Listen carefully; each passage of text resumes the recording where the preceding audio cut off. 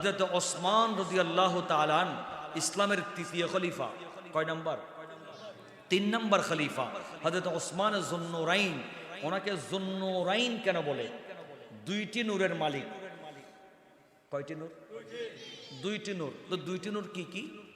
কিতাবের মধ্যে আছে ওনাকে আমার নবী দুইটা কন্যা দান করেছেন। উনি নবীজির দুইজন কন্যাকে বিবাহ করেছেন, এজন্য ওনাকে যুন্নুরাইন বলে। একটু জোরে বলেন। হযরত ওসমান যুন্নুরাইন রাদিয়াল্লাহু তাআলা উনি আমার নবীর দরবারে গেলেন, ইয়া রাসূলুল্লাহ, ইয়া হাবিবাল্লাহ, ওগো আল্লাহর হাবিব, আমি আপনাকে দাওয়াত দিচ্ছি আমার বাড়িতে, আমার বাসায় আপনার সাহাবীরা সহ সবাই মিলে আমার বাড়িতে তশরিফ আনবেন। আমি আপনাদের জন্য একটু মেহমানদারির ব্যবস্থা করব। একটু জোরে বলুন না সুবহানাল্লাহ। আমার বাবারা ভাইয়ারা, আল্লাহর নবী সাহাবায়ে কিরামদেরকে নিয়ে ওসমান যুন্নুরাইন রাদিয়াল্লাহু তাআলা আনহুর বাড়িতে যাবেন। এই দাওয়াত আমার নবী কবুল করলেন। ও আমার বাবারা, মনে রাখবেন, একজন মুসলমানের উপর আরেকজন মুসলমানের 6টি হক আছে। কয়টি হক? 6টি হক আছে। তোর মধ্যে একটা হক হলো, কোনো মুসলমান যদি আমাকে দাওয়াত দেয়, আমার যদি সুযোগ থাকে, সামর্থ্য থাকে, সে দাওয়াত কবুল করা, এটা আমার নবীর সুন্নত এবং এক মুসলমান আরেক মুসলমানের উপর হক।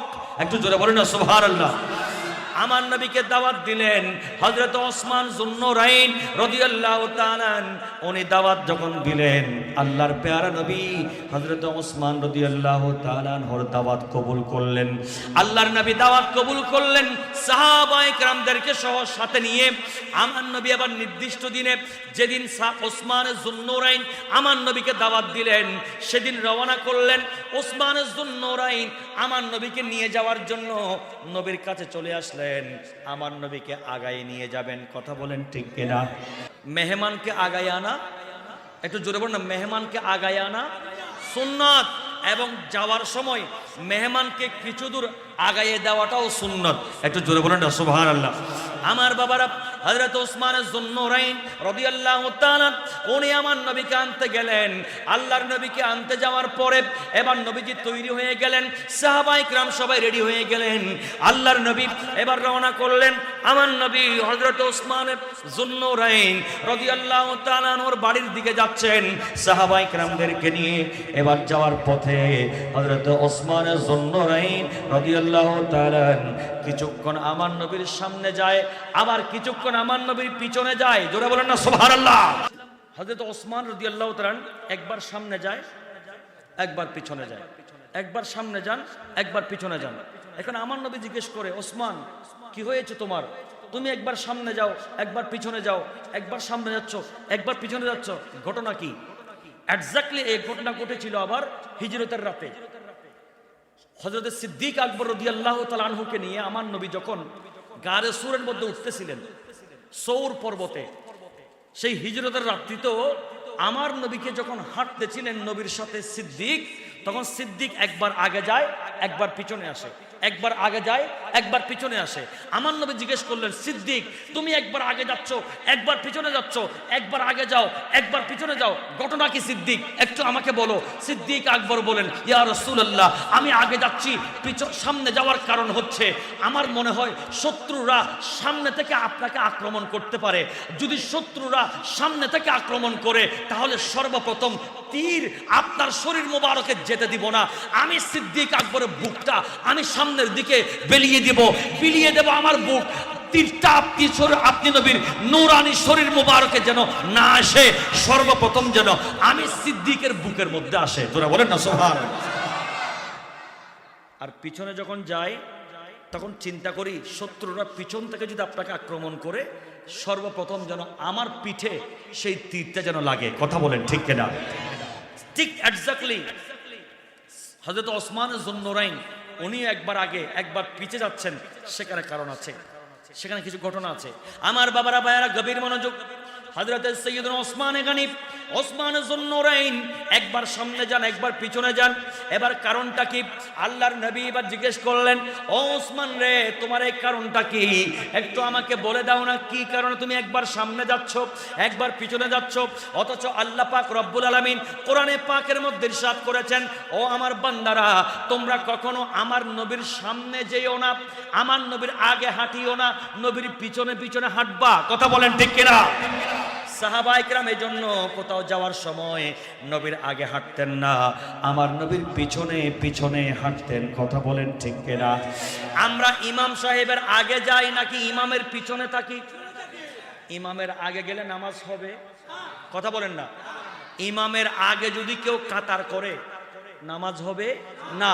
এজন্য হাঁটার সময়ও যদি এলাকাতে কোনো জায়গায় যাচ্ছেন, ইমাম হুজুরকে সাথে নিয়ে যাচ্ছেন, খতিব সাহেব হুজুরকে সাথে নিয়ে যাচ্ছেন, হুজুরকে আগে দিবেন, আমরা পিছনে হাঁটবো, হুজুর আগে হাঁটবে। আমরা কোনো নেতার মিছিলে গেলে নেতা কি পিছনে হাঁটে না সামনে হাঁটে? তো সামনে কা নেতা, নেতা পিছিয়ে দিন না পারো হতে না, নেতা সামনে তাইব। তো ইমাম উনি সরদার, উনি নেতা, উনি সরদার, উনি রাজনৈতিক সরদার নয়, সমাজের সরদার নয়, উনি ধর্মীয় সরদার। কথা বলেন ঠিক কিনা? এই জন্য আমার নবীর আগে যাওয়া আমার আল্লাহর নিষেধ আছে। এখন একটু আগে যান, একটু পিছে যান, একটু আগে যান, একটু পিছে যান। ঘটনা কি? ও ওসমান, তুমি এমন করছো কেন? হযরত ওসমান যুন্নুরাইন রাদিয়াল্লাহু তাআলা আমার নবীকে বলতে লাগলেন, নবী গো, আমি চাচ্ছি আজকে আমার বাড়িতে যাওয়া পর্যন্ত আপনি নবী মুস্তাফার নূরানি কদম মুবারক, আপনি যে হেঁটে হেঁটে যাচ্ছেন, আপনার দরবার থেকে মসজিদে নববী শরীফ থেকে আমি ওসমানের ঘর পর্যন্ত আপনি টোটাল রাস্তার মধ্যে কত কদম মারবেন, কত কদম হাঁটবেন, প্রতিটা কদম আমি গুনে গুনে নেব। এক একটা কদমের বিনিময়ে আমি ওসমান যুন্নুরাইন একজন একজন গোলামকে আজাদ করে দেব, আমার আল্লাহর রাস্তার মধ্যে সদকা করে দেব। জোরে বল। আমরা আপনারা কি দিয়েছি নবীর প্রেমে? ঈদে মিলাদুন নবীতে কেউ 1000 দিছি, কেউ 5000 দিছি, কেউ 10,000 দিছি, 10 কোটি তো দিই নেই। কিন্তু একজন গোলাম আজাদ করা, একজন গোলামকে স্বাধীন করে দেওয়া, এটা বর্তমানের জমানার কোটি কোটি টাকা দামের ব্যাপার স্যাপার। কথা বলেন ঠিক কিনা? ওসমান গনি বলেন, আল্লাহ আমাকে সম্পদ দিয়েছেন, আল্লাহ আমাকে ধন দিয়েছেন, এত বেশি ধন আল্লাহ আমাকে দিয়েছেন, আমি সব ধন আমার নিজের জন্য যা লাগবে তা ছাড়া, আমার প্রয়োজন ছাড়া আমি বাকিগুলো ধাপে ধাপে মসজিদের জন্য, মাদ্রাসার জন্য, আমার নবীর প্রেমে আমি খরচ করতে থাকবো। নবী গো, আমার ইচ্ছা হলো আপনি নবীর প্রতিটা কদমে কদমে আমি গুনে গুনে যত কদম হবে আমার বাড়িতে যাওয়া পর্যন্ত, প্রত্যেকটা কদমের বিনিময়ে আমি একটা একটা গোলাম আজাদ করে দেব। আমার নবী খুশি হলেন। ওসমান গনির এই দান দেখে, এই মোহাব্বত দেখে নবী খুশি হলেন। নবী বলেন, ঠিক আছে চলো গুনতে থাকো। নবীর কদম মোবারক গুলো ওসমান গনি গুনতে লাগলেন। গুনতে গুনতে গুনতে গুনতে বাড়ি পর্যন্ত পৌঁছালেন। এবার বাড়ির মধ্যে প্রবেশ করলেন। আল্লাহর প্যারা নবী হযরত ওসমান যুন্নুরাইন রাদিয়াল্লাহু তাআলা আনহু বাড়িতে প্রবেশ করলেন। বাড়িতে প্রবেশ করতে দেরি নাই, সাহাবায়ে কেরাম সবাইকে সফ বিছিয়ে লাইন ধরে সুন্দরভাবে বসিয়ে দিলেন। এবার ওসমান গনি সুন্দরভাবে মেহমানদারি শুরু করলেন। আল্লাহর নবী দোয়া করলেন, ফাতিহা দিলেন। ফাতিহা দেওয়ার পরে, দোয়া করার পর বিসমিল্লাহ বলে খাবার শুরু হলো। আমার নবীর সাহাবায়ে কেরামদেরকে নিয়ে আল্লাহর নবী হযরত ওসমান গনি রাদিয়াল্লাহু তাআলা আনহু ওনার বাড়িতে ওনার মেহমানদারি কবুল করতে লাগলেন, খাইতে লাগলেন। সবাই পেট ভরে মন ভরে খেলেন। খাওয়ার পরে আমার আল্লাহর দরবারে শুকরিয়া আদায় করলেন এবং হযরত ওসমান যুন্নুরাইনের জন্য, ওসমান গনির জন্য আমার নবী আল্লাহর দরবারে দোয়া করলেন। জোরে বলেন না সুবহানাল্লাহ। খানা খাওয়ার পরে যে দোয়া, এই দোয়াটা অন্তর থেকে আসে। কথা বলেন না। টাকা দিলে আপনি যতই দেন না কেন, কিছু দূর গিয়ে বলবে, ইস আর 1000 টাকা যদি বেশি দিত, ইস আর 500 টাকা যদি বেশি দিত, এরকম মনে একটা উদ্রেক হবে। কিন্তু খাবার যদি পেট ভরে খাওয়াই দেন, উনি আলহামদুলিল্লাহ বলবে মন থেকে। কথা বলেন ঠিক কিনা? এজন্য খাবারের গুণাগুণ অনেক বেশি, খাবারের ফজিলত অনেক বেশি। এখন দেখেন হযরত ওসমান গনি রাদিয়াল্লাহু তাআলা ওনার বাড়িতে মেহমানদারি শেষ, সব শেষ।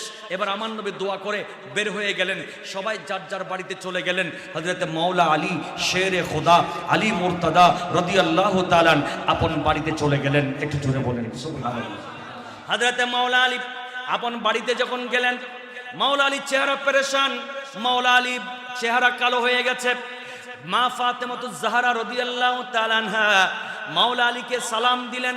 সালাম দেওয়ার পরে জিজ্ঞেস করেন, ওগো মাওলা আলী, ওগো আমার প্রিয়তম স্বামী রে, আপনি এত পেরেশানি কেন? আপনার এত পেরেশানি কেন? আপনার চেহারা মলিন কেন? একটু আমাকে বলেন না, কি সমস্যা হয়েছে আমাকে একটু খুলে বলেন। মাওলা আলী বলেন, ও ফাতেমা, আমি সেই সমস্যার কথা বললে কি হবে? আমি তো সমাধান করতে পারবো না। সেই সমাধানটা কিভাবে করব? আমাকে তো আল্লাহ কোনো সম্পদ দেন না এমন বেশি, যে কারণে আমি আজকে এত বেশি পেরেশান। কি হয়েছে স্বামী একটু বলেন। স্বামীকে বারবার যখন অনুরোধ করছেন মা ফাতেমা রাদিয়াল্লাহু তাআলা আনহা মাওলা আলীকে বারবার অনুরোধ করেন, রিকোয়েস্ট করেন, ওগো আমার মাওলা আলী স্বামী রে, একটু আমাকে বলে দেন না কি সমস্যা, কি হয়েছে, আপনার চেহারা মলিন কেন? মাওলা আলী এবার হযরতে মা ফাতেমাকে বলতে লাগলেন, ও ফাতেমা, আজকে হযরত ওসমানে গনি ওসমানে যুন্নুরাইন আমার নবীকে দাওয়াত দিয়েছেন, সাহাবায়ে কিরাম সহ। আমরা সাহাবায়ে কিরাম সবাই মিলে ওসমানে গনির বাড়িতে গিয়েছি। আর ওসমানে গনি এমন সুন্দর ব্যবস্থা করেছেন, এমন সুন্দর মেহমানদারি করেছেন, যেগুলো যে কোনো কেউ পারবে না। অনেক টাকা পয়সা খরচ করেছেন, এত টাকা পয়সা তো আমার নাই। শুধু তাই নয়, হযরত ওসমানে গনি উনি বলে দিয়েছেন, আমার নবীর প্রতিটা কদমে কদমে এক একজন গোলাম আজাদ করে দিবেন। জোরে বলেন সুবহানাল্লাহ। মা ফাতেমা বলেন, স্বামী রে, আপনি টেনশন করছেন কেন? আমি আপনার স্ত্রী প্রিয়তমা, আমি খাতুনে জান্নাত মা ফাতেমা আপনাকে সাহস দিচ্ছি, বর্ষা দিচ্ছি, আপনাকে আমি উৎসাহ দিচ্ছি। আপনি টেনশন করিয়েন না, ডোন্ট ওয়ারি, নো টেনশন, টেনশনের কারণ নাই।